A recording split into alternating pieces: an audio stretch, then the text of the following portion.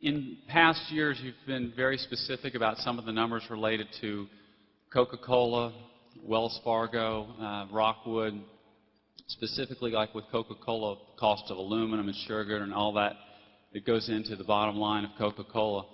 Can you provide some of the specific numbers that go into some of your more recent purchases over the last couple of years? Well, they have such different characteristics. That's very difficult. I mean, we have service businesses such as flight safety and executive jet as a service business. And, you know, in many of those companies, the big cost is personnel. I mean, we need people at a flight safety. We've got a lot of money invested in simulators. We'll put over $200 million into simulators this year, just as we did last year. So we have a big capital cost in that business. And then we have a big people cost because we are training pilots.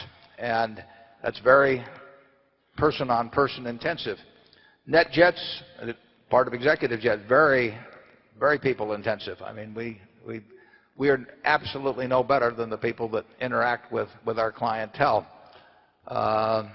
You get into something like the carpet business, and maybe only 15% of your revenues will be accounted for by employment costs, and you're a very heavy raw material buyer. I mean, you're buying lots of fiber, so it varies enormously by the kind of business here. I mean, when we're in the insurance business, you know, we're in the business of paying future claims, and that's our big cost, and that obviously involves estimates because sometimes we're going to pay the claim 5, 10, or 20 years later.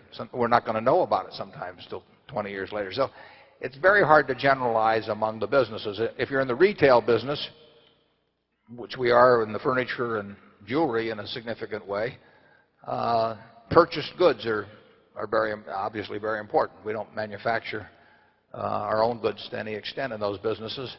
And then the second cost, of course, is labor in a business like that. But we don't have any notions as to what we want to buy based on how their costs are segmented. What we really are looking for is an enduring competitive advantage. I mean, that's what's going through our mind all the time. And then we want, obviously, top-notch people running the place because we're not going to run them ourselves. So those are the two factors we look at. We want to understand the cost structure, but Charlie and I can understand the cost structure of many companies. There's many we can't, but we can understand them of a good many companies.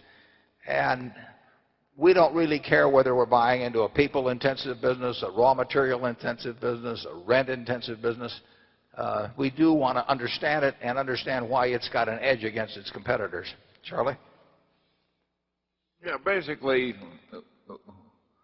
to some extent, we're like the hedgehog that knows one big thing. If you generate float at 3% per annum and buy businesses that earn 13% per annum with the proceeds of the float, we have actually figured out that that's a pretty good position to be in. It took us a long time. Incidentally, I would hope that we would and actually expect that absent a mega catastrophe, that 3% figure will come down over the next,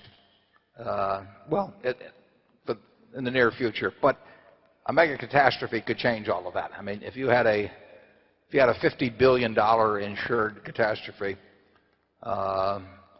Tokyo earthquake, California earthquake, Florida hurricane, I mean, we're in the business of taking those risks.